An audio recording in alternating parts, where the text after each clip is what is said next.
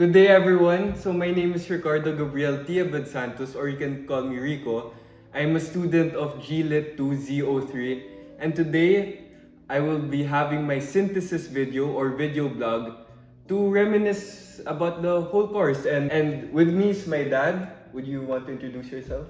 Yes, I'm the father of Rico, Alan Abad Santos.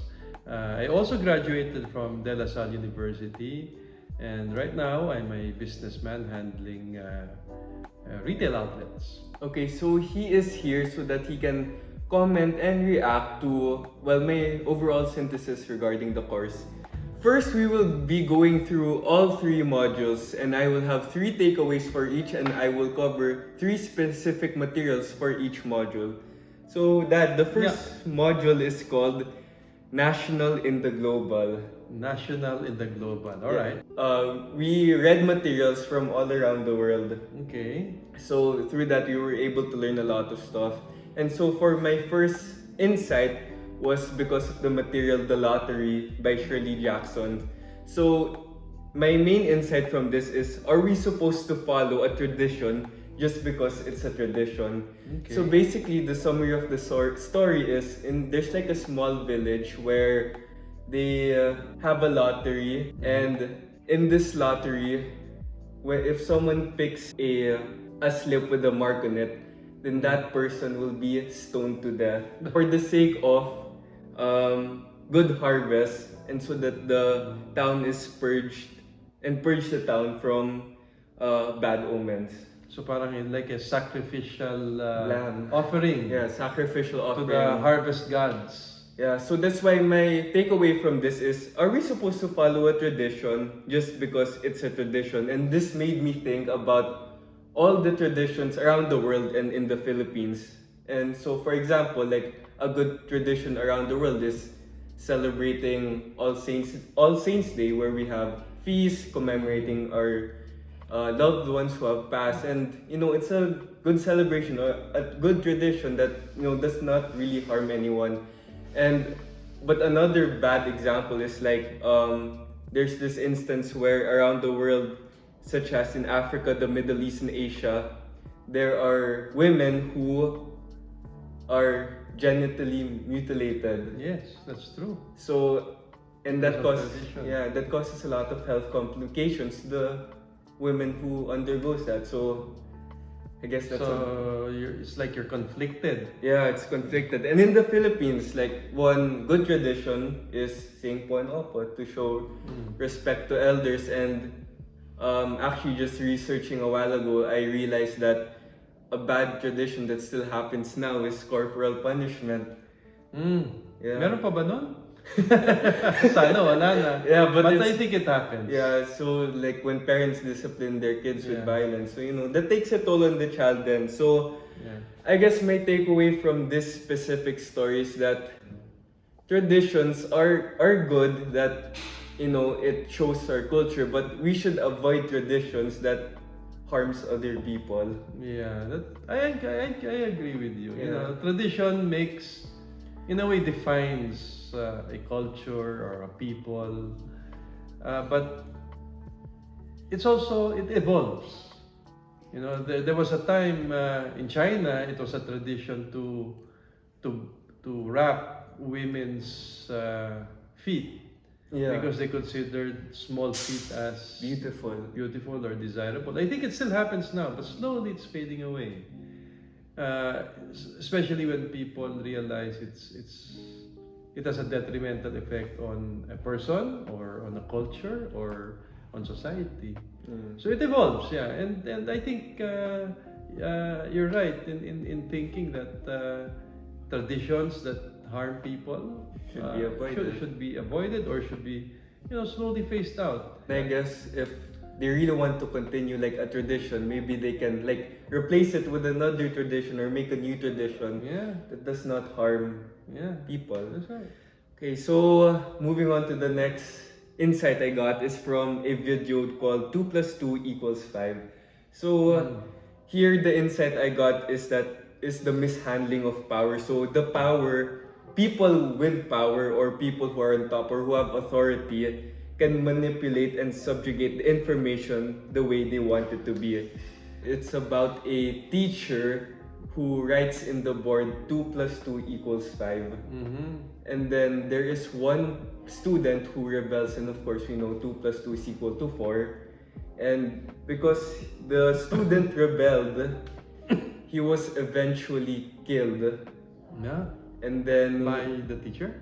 by actually other students because he was rebelling against the person who has authority. And in the end, it shows that after the rebellious student was killed, the teacher was still teaching to the class that 2 plus 2 is equal to 5, but there's one person in the class who changed his answer in his notebook to 2 plus 2 equals 4. So I guess that shows that the killed student is the martyr, and the person who wrote 2 plus 2 equals 4 in his notebook is like someone who was influenced by that martyr, which can, be seen all around the world. Yeah. That happens, and I suppose, you cannot suppress the truth or facts. Yeah. And if 2 plus 2 is equal to 4, whatever the teacher says, it will always become 4. There might be some people who will say 5 just to please the teacher, or so that they don't get killed or in a way punished. But that can only go so far. Yeah, especially like with people in power, they try to change the information for their benefit. Yeah. So this video was actually shot in the Middle East, but I guess it goes beyond the borders of the Middle East because it can be seen everywhere around the world, such as North Korea as a prime example.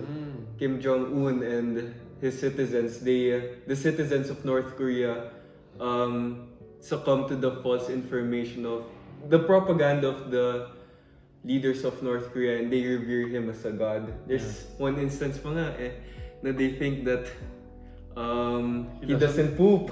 He doesn't poop. He scored 100 points in an NBA game, and that just shows na people with power will do everything so that they can retain that power, I guess. And in the Philippines naman, I've noticed na this can also be seen, especially with attacks on journalists, especially like during the Duterte administration, where they try to suppress the truth so that, it doesn't cause a rebel against the people with power. Well, I think using the word rebel only serves the purpose of the person in power.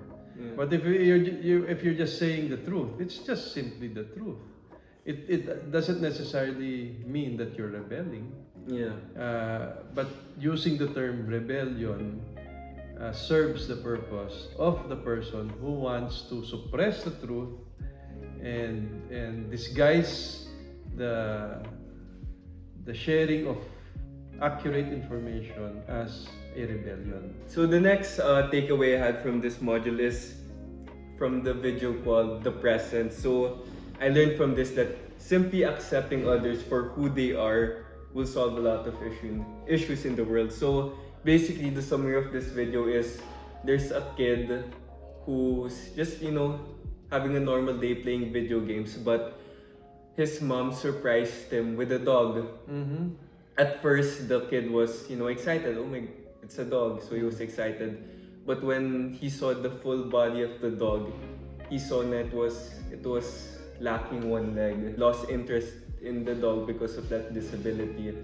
But eventually, he saw that the dog has like a lot of energy, was playful with him, and so parang the dog rubbed off on him, and he eventually started playing with the dog. And at the end, it was also revealed that the kid doesn't have a leg also. So parang they were able to connect. I guess the kid did not like the dog at first because maybe because he saw that it was a reflection of him. It was a reflection of him. That's why my insight is if we simply get to know a person, because the dog can represent like people who have different skin colors, nationality, and different disabilities. But if we simply like get to know them, talk to them, accept them for who they are, then a lot of issues will be solved in this world, like racism, prejudice. I mean, you cannot change everyone in this world. Yeah. But you can accept them and probably try to get along with them. Yeah. Yeah, I think respect is a good word, and if you get to know them, then you'll see everyone has their own strengths and uniqueness that can be of benefit of this world. And while reading actually the comments of the video, I stumbled upon this quote na something doesn't need to be perfect to be beautiful. So yeah, that I guess that basically sums up the video. Yeah, And no one's perfect. Nothing's perfect. nothing is perfect, and I guess beauty comes from all our imperfection. Because if we're all perfect, then this world will be so Oh, boring. no, I disagree. There's someone who's perfect. Gal Gadot. So I guess from all of Module 1, so these global literatures can allow us to see the cultures and injustices happening all over the world. But it can transcend borders as we Filipinos, even if these videos and materials are coming from different countries, we can also resonate with them. So it allows us to open our minds and I guess fight against the injustices we can see happening throughout society. And But they're the whole world. universal. Yeah, universal. Even if the materials come from abroad. Yeah, I guess that's why the module is called National in the Global. Kaya pala. Yeah. Okay. Okay, so let's move on to Module 2. So it's entitled Colonial Past and Post-Colonial Present. So this is mostly about racism, prejudice. So the first takeaway I have is from a poem by Wolso Yinka called Telephone Conversation. And the insight I got from this is never judge a book by its cover. Basically, the summary, it's a poem, and basically the summary is there's an African American who's in a phone call with a landlord, but then when the landlord found out that his skin color was black, instead of like questioning about his personality to be a adequate, I guess, tenant for the land, the landlady focused on the skin color instead. On his race. Yeah, and it was like basically a satire to racism. Insight I got from this is never judge a book by its cover, because when we judge a person's character, we should look at their personality and whether they're a good fit or not, and not their skin color. So this poem like serves a reminder that the human dignity of a person is not solely determined by their skin color. It's still prevalent, but well, hopefully, people become more accepting of other people. Yeah, because Other it's just races. the most illogical thing in the world. Yeah, a lot has to do with society and traditions. And stereotypes. Stereotype, Yeah. traditions. So, next up is my second insight is there are always three sides to a story. One side, the other side, and in the middle, the truth. So the assumption is one side is not the truth, the other side is not the truth, and there is a truth. Yeah, side. there's Okay. three sides. Okay. So this, I got inspired because of the TED Talk of Chimamanda Adichie, where she explains the danger of the single story. And one of the most notable experiences she had, I think, was that when she came from Africa and when she went to the US to study, her roommate said, when she explained to her roommate that she was from Africa, and her roommate's assumption was that, Africa was walang tubig, poverty, Yeah. She had this first impression. Yeah. An impression of how Africa was. So that that made her biased against. Yeah, biased, because what is pushed by media, by like the stereotype of Africa is based, it's like, impoverished, which I was guilty of them before. Like when I think of Africa, the first thing that comes into my mind is like children not having food, not having water, which Well, it still happens in Africa, but not everywhere. yeah. That's why she challenges us to seek multiple narratives and perspectives, because if we just focus on one perspective, one side to the story, then that eventually becomes the truth. Yeah. One of the quotes that resonated with me is that the consequence of the single story is this: it robs people of dignity, it makes our recognition for equal humanity difficult, and emphasizes how we are different rather than how we are similar. Going back to Africa, no, we cannot connect with them because that's our... They're different. Yeah, they're different. But in actuality, we have a lot of similarities. Like, they can speak English well. Sometimes we share the same likeness of music. Do you have any parang experiences with the dangers of a single story? Well, yeah, of course. Sabi mo nga, there are always three sides to the story. Yeah. It's just like watching the news. If you only watch CNN, then you only get the news that CNN feeds you. Yeah. But that's why it's important to have different sources. Like, if it's the news, you have CNN, ABS-CBN, GMA, BBC, Al Jazeera. You get the bigger picture. You want to know about Afghanistan, which is a war-devastated country. But why are there still people there? They have a very rich culture. But the only thing that we hear and read and see about Afghanistan is the war. Yeah, actually, now you mentioned that, I remembered na before going to Holy Land, because we just went to it, like Jordan, Israel, and Egypt, all parang my stereotype regarding it is war. Yeah. But when we actually went to those countries, it was very beautiful. Like, I didn't expect Jordan would have a desert and that's where Star Wars were shot. Yeah. And I thought Israel would just be fighting with Palestine or Pakistan. Palestinians. Palestinians, but you know, like talking to the locals and to our tour guide, they actually just, you know, Get along. get along. So Yeah. that's why if we just focus on the single narrative, focus on the stereotypes fed to us by all these media outlets, then So it's not- in a way, you have to seek yeah. other sources. So yun. So let's get to the third material and my third insight. So my third insight is the power of the butterfly effect.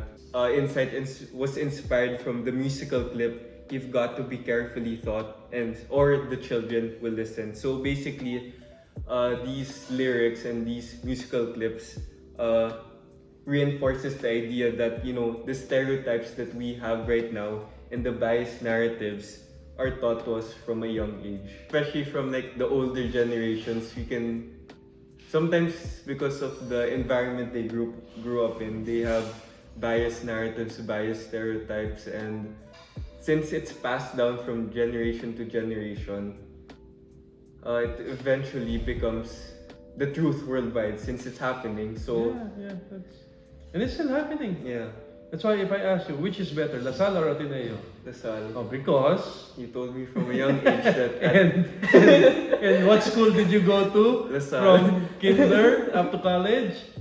Lasal Green Hills to DLSU, homegrown. LaSalle. And where did I study? From grade school to college? LaSalle schools. And where did your grandfather study? LaSalle schools. So we're guilty of that. Yeah. It happens. It happens. That's why when we say, when we talk about the other school, it's all negative. and it's inferior. Yeah. But actually, there are a lot of brilliant students. Yeah. It's a good school. It's a good school. That's why, you know, we have to be reminded that the power of words. Yeah.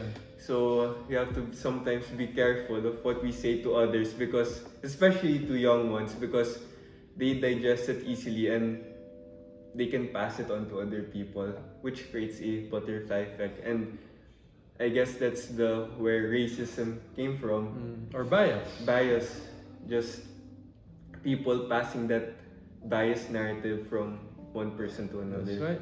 Basically, this module spurred me to seek different narratives, challenge stereotypes, and, you know, contribute to a more inclusive world. So is Ateneo still better than LaSalle? Equal.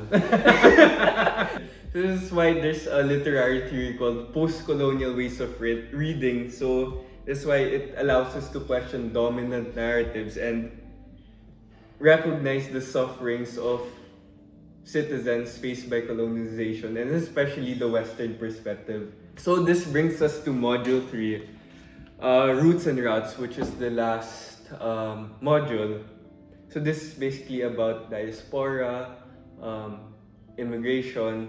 The first takeaway I have actually is that, homesickness can be really devastating. Like, we think na parang it's just homesickness, but it can really affect people. Yeah. And I was inspired by the material, The Day the Dancers Came by Bienvenido and Santos. So the story revolves around a person named Phil. Tapos, he lives in Chicago, US. Tapos, there were dancers that from the Philippines that came to them to where Phil was. And Phil was very excited because he's able to reconnect with the Philippines through the Filipino dancers. But when he tried to be hospitable to the Filipino dancers, parang they rejected him. Because this experience, he was disconnected from the Philippines and felt loneliness na he wasn't able to connect with his home country. So I guess this reminds me of yung mga OFWs. They're already going through a lot, and if we just show a little support, I guess that's a big thing for them na, because we go to other countries, when we see a Filipino, it's like we automatically become friends. Oh yeah, very true. Yeah. Well, ako personally, I go out of my way. Yeah. When we are abroad, and where there are lots of Filipino blue collar workers. Yeah. And I sense that they're Filipinos. Sabi, oh, kabayan! Yeah. Kamusta na? And, like recently when we went to Dubai, where there are a lot of Filipinos who work in the, say, fast food industry, like McDonald's, for example. Sabi, oh, kabayan! And then we talk a little, kamusta na? Gano'ng katagal ka na dito sa Dubai? Kailan ka uwi? And ako, I feel for them, and I try to bring a little bit of the Philippines to them while they're there. Yeah, a large portion of our GDP comes from OFWs. Yeah, and if it were not, dapat magpasalamat pa tayo sa kanila. And being homesick is not a small thing. Yes, and I guess this connects with the second insight I have is, wherever you are, just focus on your goals and why you're there. And I got this from the episode of Son of Zorn, where Zorn is like a hero from a fictional land, and he travels to California because he wants to reconnect with his son. But of course, coming from a distant land, he doesn't really fit in. And He's alienated. And I guess that's the same thing with OFWs, because they're in a foreign land and they don't have the same culture as the Philippines. So of course, naturally, they feel like they don't belong. What they should remember is why they're working abroad. Yeah, of course. So that they can keep motivated. And one of the main reasons why they're working abroad is to provide for their families here in the Philippines. So the next is si Jokoy. Jokoy, my favorite. So Joseph! Okay. So the insight I got from this is never let anyone decide who you are meant to be. Because I don't know if you remember this, parang one of his jokes was that a lot of Filipinos who go to other countries, their parents tell them to become nurses, right. Which is not necessarily their dream, but that's their parents' dream. Yeah. Tapos when Jokoy was asked, what do you want to be when you grow up, by his mom, he said he wanted to be a comedian, and then the mom said, who said you were funny? You want to be a clown? You want to be a clown? Who said you were funny? You're not funny. So I guess what we learned from this is that just follow your dreams. Follow your dreams, yeah. You know what's best for you and what's good for you. So pursue your dreams no matter what. And if you do what you truly are passionate about, like Jokoy is truly passionate about being a comedian, then I think everything will fall in place. But this is not degrading to all the Filipino nurses abroad. No, absolutely not. It's just to highlight the fact that if he wants to be a clown, then let him be a clown. But be the best clown in the world. Yeah. So I guess so just once you have a goal, just chase that goal. Yeah. As long as you are truly passionate about it, and everything else will follow. That's true. Okay, next. So that's all the modules covered. But I will also have some takeaways from things outside the modules. So first is elements of fiction. So this can be used to truly uncover the meaning of a literary work. So from all the characters, narrator point of views, language, dialogue, setting, plot, theme, terms, devices, style, and structure. All these allow us to go beyond the surface level when dissecting literature and fiction. So basically, that's what we use when trying to get insights from all the modules.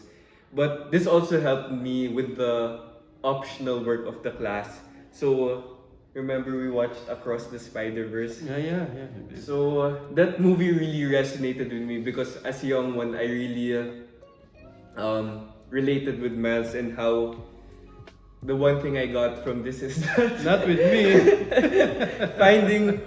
finding who you are is a lifelong journey. So with Miles, he had a lot of identity issues, like whether he should be transparent with his parents, with whether to tell them whether he's Spider-Man or not, and he had a lot of responsibilities to juggle as a son. So as a student and as a son, which is Miles, and as Spider-Man as a hero. And as a son of a police officer. Yeah, so Ang daming conflicts doon. he never truly found, and he's still actively searching who he truly is. And I guess that allows us to learn that we are also like Miles. We are round characters. We are constantly evolving and searching for who we are.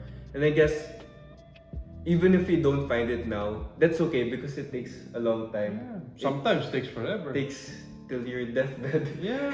Do you know who you are now, Dad? Given your age.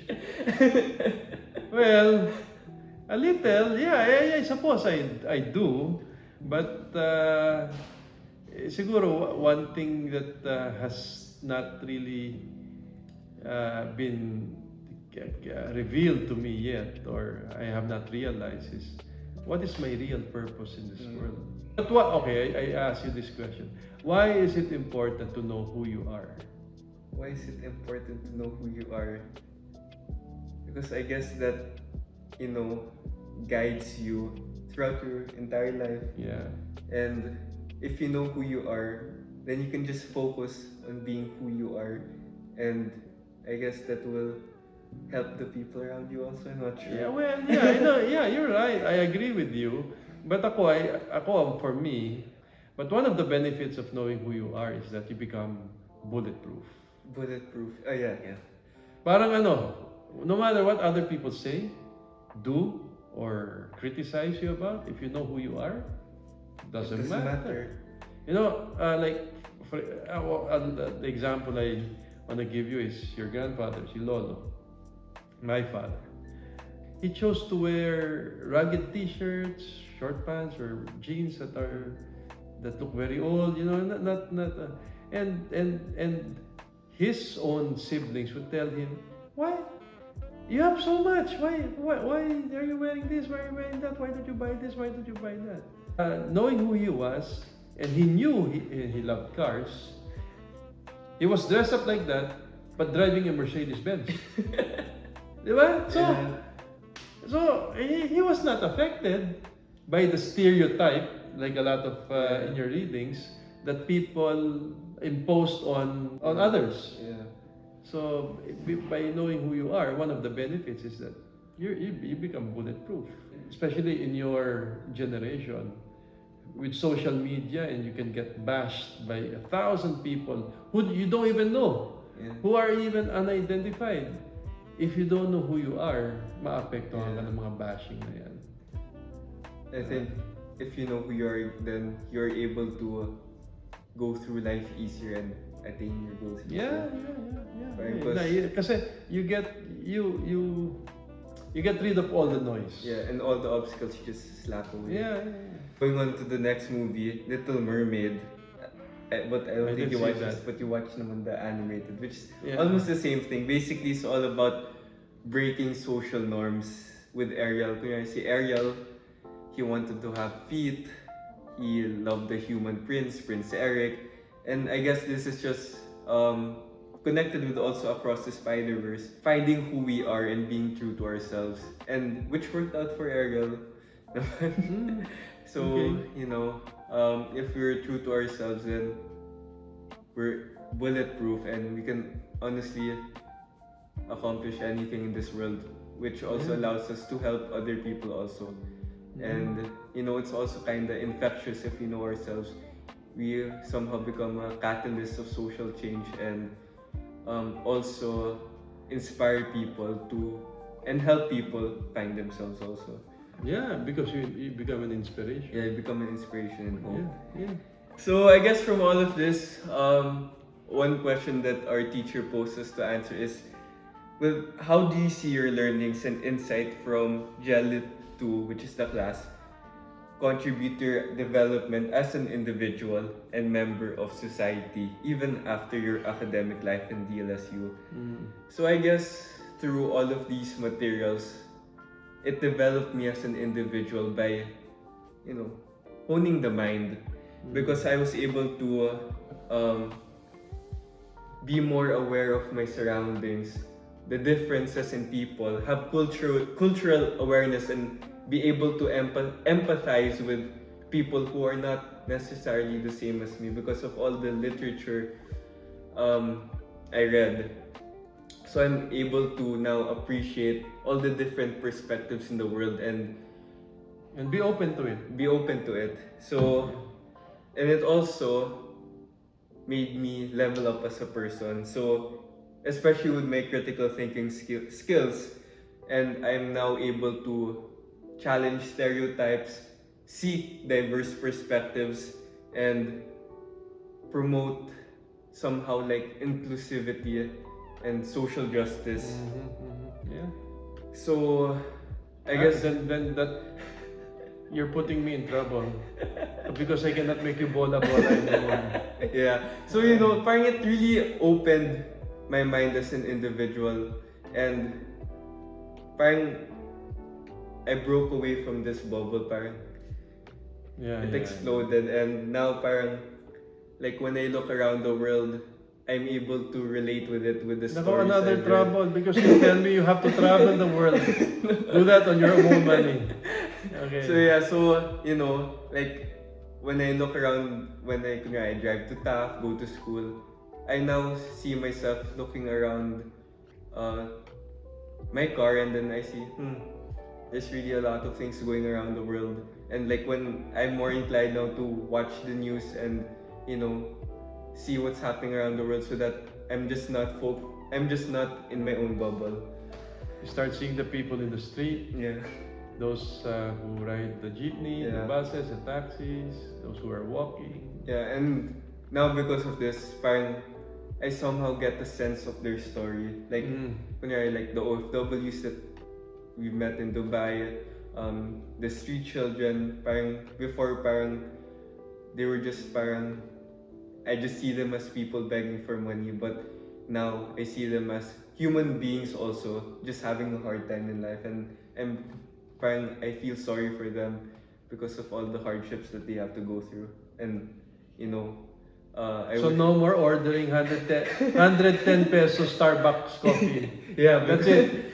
And now I'm more grounded and humbled by the experiences of other people, because I see the blessings we have now. Like, we have a roof on their head, and you're able to provide for me and basically make me have an easy life. Okay. So, member of society naman.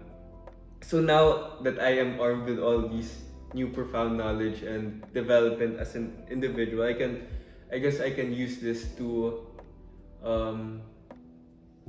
promote social change with everything, like such as joining more organizations, volunteer work, or even in your own small circle among friends. Kasi diba, like especially if you meet with your GH batchmates, diba, maraming kantsawan, stereotypes. Pare, huwag lang ganyan. So yes, parang the power of the butterfly effect. When I see something is wrong, parang I'm not afraid now to say that what they're saying is wrong, because I know better now. Of course, you say it in a nice way. But correct what needs to be corrected. And so sabihin natin, no, Ateneo is not number 3. Ateneo is number 2. Lasal is number 1. Yeah. No. And especially na parang I want to be a businessman like you then in the future. I'm gonna be dealing with a lot of people who have different backgrounds, different perspectives. And with all these literatures, parang I'm able to know where they're coming from because there are really a lot of diverse people in this world, and sometimes you don't see eye to eye, but because of all the knowledge I consume in this class, I think I have an upper hand with parang that I'm able to connect with them on a more Parang you realize you don't know everything. you don't know everything. Okay, good. So I guess that's it. Sir, Sir. Yes, sir, you just put me in a lot of trouble. This guy with your course matured 5 folds. Now I cannot make him bola anymore. Yeah. So I guess to conclude, you should expose yourself to a lot of new things because especially us in such a young age, exposing ourselves to various stories, perspectives, challenging stereotypes can help us make this a better place for everyone. Sabi nga ni Michael Jackson, heal the world. For you and for me and the entire human race. So yeah, just expose yourself to new things because basically life is just a lifelong journey of learning. Yeah, learning, accepting, making friends rather than enemies. Yeah, and in the future, we can definitely, with all these new knowledge, be a catalyst for social change. Alright. So, thank you for watching, and Thank you. we hope that you learned a lot from this video, and I definitely learned a lot from this course, and you have to thank your professor. thank you, sir, for teaching me. Even if it's just like a course, diba? Just one course. One course, but I think you learned a lot. I mean, after hearing what you said, this is not rehearsed, sir. This is just notes. And then he did brief me about it, and I think personally, as a parent, I'd like to thank you, sir, for requiring this type of activity from Rico, and at least he was somehow put in a position where he had to reflect on a lot of different things and learn from it, and in a way matured. Yeah, so this course will definitely stick with me until the day I die. You're in my core memory, sir. Bagay na core memory. Okay, Thank you, sir. Bye-bye.